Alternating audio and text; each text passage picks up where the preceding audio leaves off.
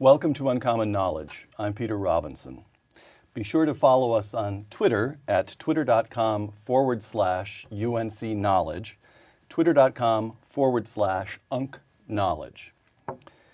Born in Avignon on Christmas Day 1923, René Girard is the author of works that have been published in more than 24 languages, including The Scapegoat and Things Hidden Since the Foundation of the World.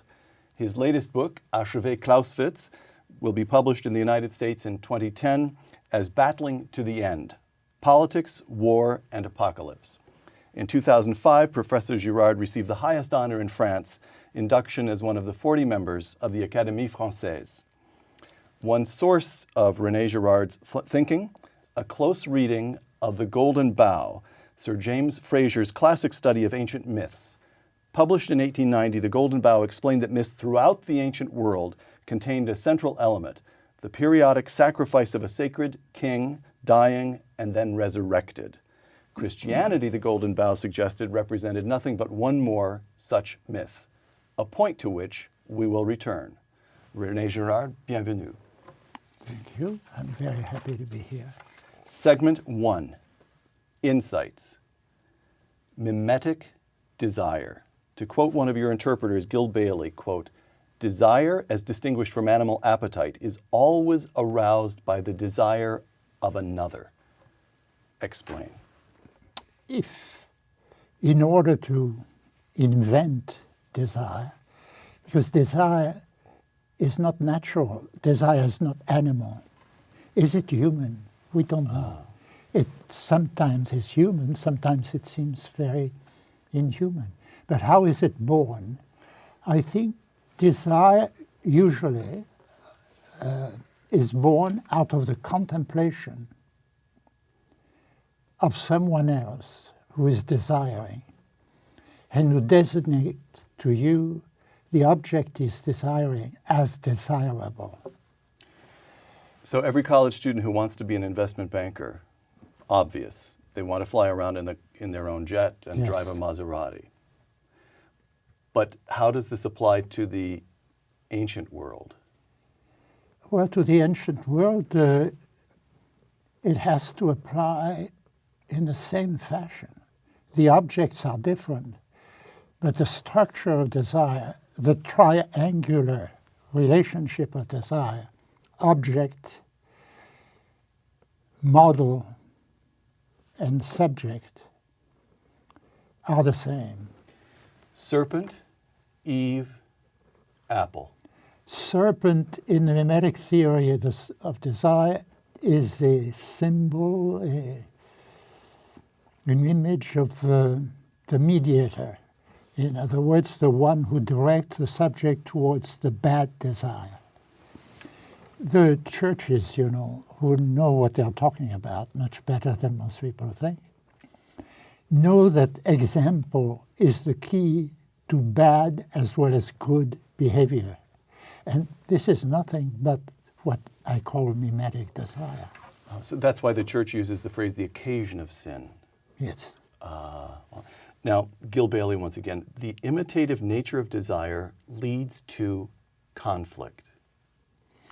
It leads to conflict, and this is both something very obvious and which is a paradox for most people when they first realize it. If you imitate the desire of someone else, you admire that someone else, or that someone else may be your best friend.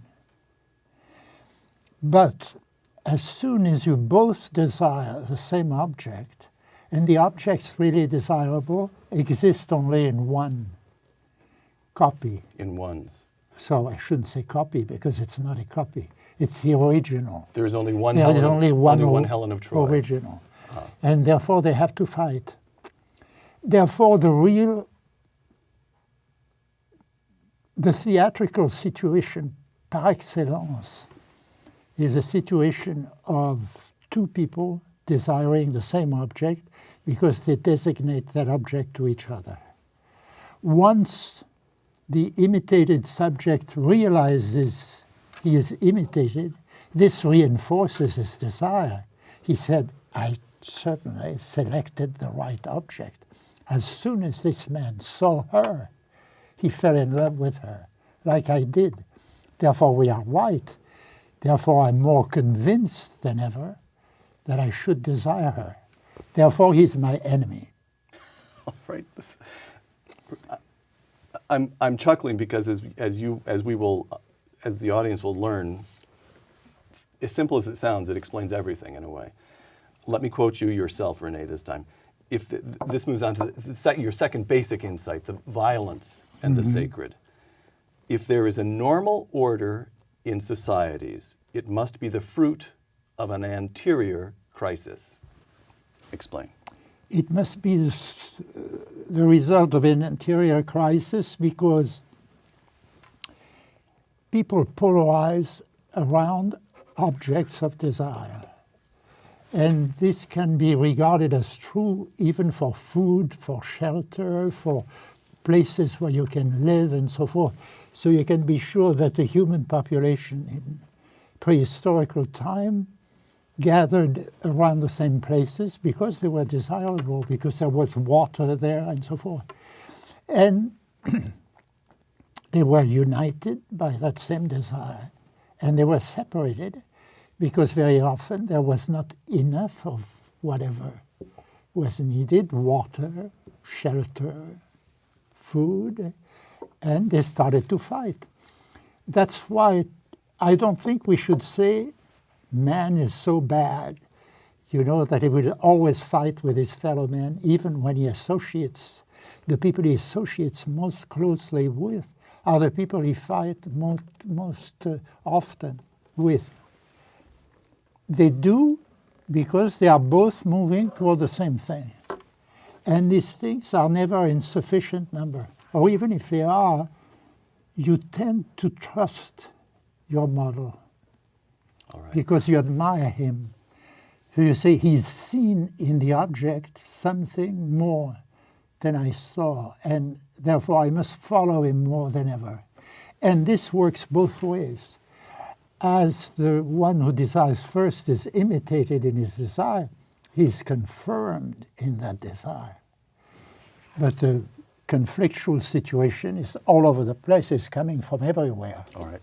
Segment 2, the scapegoating mechanism. Let's say we're in the prehistoric world. You're describing the most basic sources of conflict, and now the most basic means of resolving conflict. Yeah, because the question is how such conflicts resolved.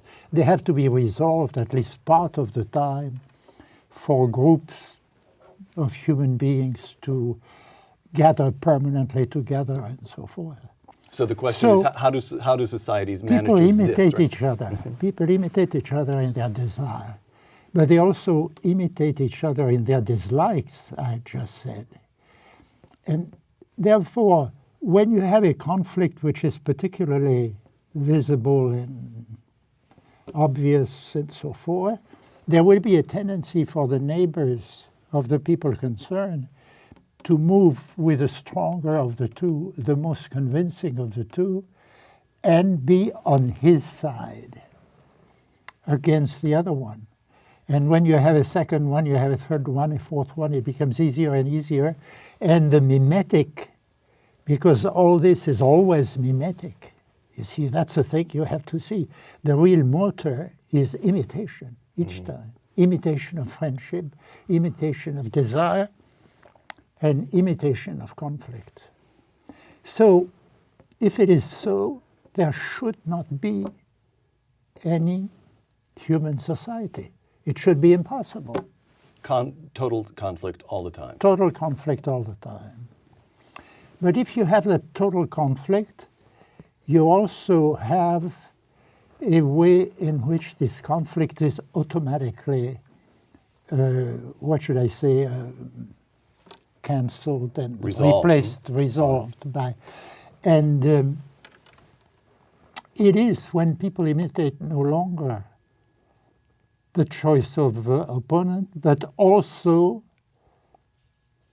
what they feel about everything. And they are all going to gather against the same opponent. if one really feels convinced that one of the people there is more guilty than the other one. The notion of guilt will appear in the collective interplay of these people. And as soon as this happens, it gathers speeds, and ultimately one victim must be killed or driven out or otherwise gotten rid of.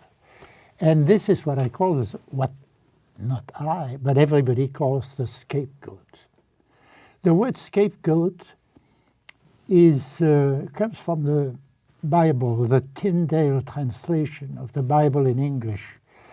In most European languages, they say emissary goat, emissary victim, victim who is sent out of the community or who is killed. You see, but that's when everybody agrees that there must be one who is more of a culprit than the others. Therefore, they unite against that one. And this mechanism is what underlies these myths that Fraser cataloged all around the world, not just Western, not just Greek and Roman myths, although that, of course, is where he And that's what he concentrated his doesn't attention. see, because he excludes the West. The West is too high, too intelligent, too superior to the rest of humanity to be part. Fraser discovers only archaic or primitive society scapegoats, And so African scapegoats. it is your belief that the pattern that underlies myths around the world of the dying and resurrected king reflects actual events in prehistoric Sure. society. And we're talking about, we have to establish the scope of time we're discussing here. You're actually talking about early Homo sapiens, 500,000 years. Early, so yeah. this goes on for hundreds of thousands of years I'm not and becomes interested ritualized in myth. in finding out the exact time. It's not my business. I'm a pure theoretician. You see, but I say at some point, people must have been reconciled in order to create communities, permanent communities, against not a leader directly, but a scapegoat. That they all killed together, and it united them. That's why, if you look at myth, they all have the same shape. It's always a story of a man who is killed by an entire community. Oedipus, mythical king of Thebes. The plague comes to Thebes. Yeah. Oedipus discovers that years before, unwittingly, he had killed his father and mother. He's horrified. He It's a blinds himself. community that discovers that. All right, that's what I want. So Yeah. we know the Oedipus myth. Explain how that. And Oedipus is killed. Therefore, the community gathers around Oedipus, because Oedipus has solved the problem in a way of the disunity of the community by dying. After the death of Oedipus, people find that they have no more enemy. And they have a moment where they say, this man divided us, but in order to reconcile us. Therefore, he's a God. Therefore, he is the one who is moving us towards some kind of new form of unity. Not against him, but we should be afraid of him, but he's fundamentally good. He's a God. All right. Segment 3. The myth that happened. The crucifixion of Jesus of Nazareth. Luke chapter 23. Now when the centurion saw what was done, he glorified God, saying, certainly this was a righteous man. And the people smote their breasts. You hit the right spot there, because you mention immediately what myth cannot say. Myth never see that the victim is innocent. You see. Oedipus really did kill his father and mother. He really did bear That's right. guilt. And the first interpreters of the myth took it quite seriously, because they saw violence as the main business of myth, and therefore they believed it was a real murderer who had been killed. In reality, it's an imaginary murderer, a scapegoat.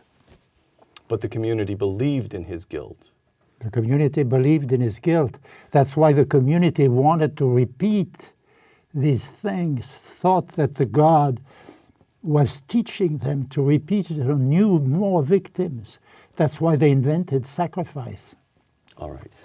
And so when in the Golden Bough, Fraser suggests that Christianity, and he has as much of a shock Yeah. on late 19th century, the West, as did Darwin. Yeah, but at he's least- less known now, but it's still that Christianity is nothing but one more myth that takes the pattern of the dying and resurrected God. And Fraser believed it, and so intellectuals to this day believe it. And you answer how? I answer very simply that Fraser was perfectly right to point to the similarities between myth and Christianity. In both instances, you have a victim who is killed by an entire community and who becomes the god of, or who becomes, or who is, who's always been, in the case of Christ, of the community. What Fraser didn't see, which is the simplest thing of all, and should convince everybody immediately, if they were honest, that Christianity is very different from mythology while being the same. It's exactly the same situation. Is that Christianity tells you that Christ was innocent, whereas all myths tell you the victim is guilty. The victim is a god, but gods are guilty characters. They are dangerous characters. They can be good to you through strange circumstances that are not very easy to understand, but they can also do all sorts of bad things, Right. which is not the case of Christ. Simply, Christianity tells you Christ is innocent. And people don't see that it's the first time in the history of mankind that a myth occurs which is read not falsely, with the victim guilty, but with the victim innocent, sent by God himself. If God allows scapegoating to happen, it's because he wants humanity to exist and so forth. But of course, Christ is very different from any other scapegoat. And he's the Son of God, and he is misunderstood when people see him as exactly the same thing as mythical heroes. He's a mythical hero, but he's innocent. René, why, this is the question of soteriology, if I am pronouncing it correctly, the theologians, the theology of the cross. What changes when this innocent God-man dies on the cross? How does that affect human understanding? Why is that a saving event? Well, because if you read the mythical situation the way I just did, you see, you can see there is something which is not purely human about it. We are offered all these victims and we take them for culprits and so forth. In the case of Christianity, there are a few disciples who say, no, he's not guilty, who maintain to the end that he is innocent, whatever people may say about him. Therefore, they say the truth simply. They say a truth which is anthropological before being religious, but which is the same thing. And so Christ's death on the cross frees humankind from this Yes. deep, profound, inescapable, and largely hidden cycle of the scapegoating impulse. Yes. Potentially it does. It does. And Christianity asserts certainly that it does, that it's the only true religion, and that it says the truth about man and about God. But very few people take these statements seriously, as you well know. And Why? they should take them literally. Why? You have said Well, it several because points now. it's- It's obvious once you see it. It's the Yeah. simplest. Christianity is different, and yet, and yet They we don't see want it. They don't want it. But you know as much about that as I do. I mean, we just have to see the fact that they don't see both. You see, the Christians don't dare see the similarity because they are too timid. If you They're tell afraid them that Christianity may be one may other be a myth. myth, therefore they refuse to say the situation is the mythical one. But they say the truth about it and there is no more myth. Christianity destroys mythology. All right. Segment 4, René Girard and the Modern World. From your most recent book, Archivé Clausewitz, to be published in this country under the title Battling to the End. Quote, history, you might say, is a test for mankind, but we know very well that mankind is failing that test. Explain. Mankind is failing that test because mankind has the truth in the reality of Christianity, which is there, and this truth has been there for 2,000 years, and instead of moving ahead and becoming more widespread, today it's becoming more restricted. Christianity is less and less popular every day, and is accused of all sorts of things, which smell very much like a scapegoating process. Well, all right, so in the contemporary setting, we have Christopher Hitchens saying that Christianity is responsible for all kinds of evils. Yeah. It's the usual catalog. I don't mean to demean Christopher's argument. He's a man of integrity, but the religious warfare, on and on. And Right. you say, no, that's not Christianity. It is what? But it is an effort to restore, if you want, the mythical world, which doesn't perceive itself as it should. To unite by way of a common antagonism and then to do violence to the other. Mm-hmm. What we see in the religious warfare, what we see in communism is a reemergence of the ancient pattern. What we see in human society as a whole, in a way, people always unite around victims. But in order to unite solidly, they must keep believing that these victims are guilty. And they are not. So, in other words, Christianity is the myth that reads all myth, the myth which is read and reads all myth. So people say, you're doing anthropology or you're doing mythology. And I answer, no. I'm showing that to read mythology right and to have the true anthropology are one and the same thing. From battling to the end again, modern world. Personally, I have the impression that Islam has used the Bible, that is, incorporated elements of the Bible, as a support to rebuild an archaic religion. While Christianity eliminates sacrifice wherever it gains a foothold, Islam seems to situate itself prior to that rejection. Yeah, Christianity, Islam is a big problem for Christianity because it comes after Christianity. And it is intelligent enough and religious enough, in a certain sense, to use aspects of Christianity that make it more credible than archaic religion. Therefore, but I think it's very important to realize that it's not the same message, really. It seems to be, but it's not the same message. Because the peace and the refusal of violence of Christianity is not there. And yet you also argue in Battling to the End that terrorism is something new and alien to the classical Islamic tradition. Yes. Where does it come from, and what's the correct way for us to think about it? Oh, I don't know. Yeah, well... This is television. Make up an answer, René. No, I don't want to make up an answer. No, of course not. It's too serious a question, because you're talking about millions and millions of people. Of course. In some way... And these people are honest. Now, as a Christian, I would say they are potential Christians. We want to convert each other, and it's a normal thing to do. Mm-hmm. We want all the Muslims to become Christians, just as the Muslims want all the Christians to become Muslim.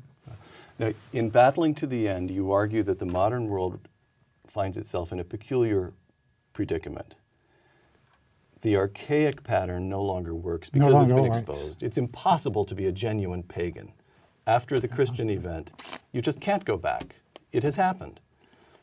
So it no longer works. At the same time, that is to say, it no longer is genuinely unifying. It no longer is ritualized in myths that people at least half believe.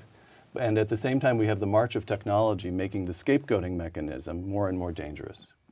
Yes, we have or we might simply say that man has become capable of destroying his own world for good, And to make it unable to support life, to We have- destroy the atmosphere. I take very seriously. Today we live a very strange period because the apocalyptic texts, the great apocalyptic texts for me, are not the texts which are entitled Apocalypse of John. They are the texts which are at the end of the Gospels. of the synoptic gospels, especially Luke and The reading last Sunday. the The end of the world will That's come. right. The end of the world will come, but it is not for you to know the time. In the old days, I remember before the invention of the atom bomb, priests in church always talked about this apocalyptic text on the last day of the year, of the liturgical year, which was the last day of the time after Pentecost, which was a week ago, and the first day of the Advent, which was an apocalyptic day too. These texts were read, and I remember the time when they were the only thing that impressed me very much in readings at church, and in a way, the inspiration of my whole work is there. I've been talking about these texts all the time. Well, final quotation from Battling to the End. In some way, the Gospels and Scriptures are predicting that mankind will fail the test of history, since they end with eschatological themes, literally the end of the world. How do you think about the present age? Is this a time of testing? Is it a time of ultimate doom? Well, look at the apocalyptic text in the Gospel. One thing which is very characteristic is the mixture of the human and the natural. That is the reason why people consider that they are not serious scientifically and so forth and so forth. But look at the times we are living today. If there is a new hurricane in New Orleans, is it nature alone or is it nature helped by man? So to be in apocalyptic times means precisely that, in my view. The time when you no longer know if it is nature which is hurting you or if it is man himself who is helping the apocalyptic forces. René, segment 5, your personal story. You've been quoted as saying that you've undergone 2 conversions, and the first was intellectual. The intellectual conversion occurred, I'm assuming, when reading the Golden Bough, you recognized that Christianity was different. Am I correct about that? Yes, but this is not necessarily a Christian. It's the encounter of these texts with the Gospels, which convinced me. And then when I realized precisely that it's this mixture, there will be the sea and the roaring of the waves and so forth, and man will fight man, and city against city and so forth. It's always symmetrical, like what I call the doubles, the basic conflictual situation. When you realize that these 2 things are one. I'm looking to you for a little cheer here. The apocalyptic, when I was a teenager, the apocalyptic texts impressed me as well. They scared the wits out of me. Yeah. And in fact, I can remember hearing a country preacher talking about the He somehow or other had But the hydrogen bomb predicted look, in the book of Revelation. But people that's want not to be scared today. All their films and so forth. The only Paranormal fear, Activities is a big hit. the only fear they refuse is a good one, the one that says there must be a God there, who is in charge, and who can reward as well as punish. Do you believe, I've got a question here from a viewer, Todd Jones. Does René Girard believe that there's any way to turn the tide? Yes, behaving like Christians. All right. Now, René, to conclude, would you indulge me in concluding this interview? I would like to ask you to be my personal guide here and demonstrate to me a close Girardian reading of a text. I'll give you a couple of passages and ask you to comment on it. Luke chapter 1. And the angel came in unto her and said, Hail, thou that art highly favored, the Lord is with thee. Blessed art thou among women. And when she saw him, she was troubled at his saying. And the angel said unto her, Fear not, Mary, for thou hast found favor with God. What is that woman doing in the Christian myth? Well, that Christian is part, that woman is part, is the very important part, is Mary. And she's the mother of the child who is Christ and who is the Son of God, who is the presence of God on this earth. Therefore, it's very important.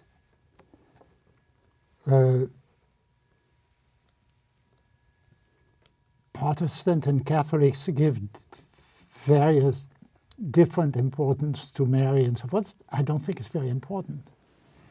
The importance is to see that it justifies, in a way, history in a religious way. That history is both human and divine, and that the consequences, in a way, are always made manifest by God. For the right reason. There's no stagecraft here. There's no melodrama. There is no melodrama. You have a simple girl who's scared witless. That's right. All right.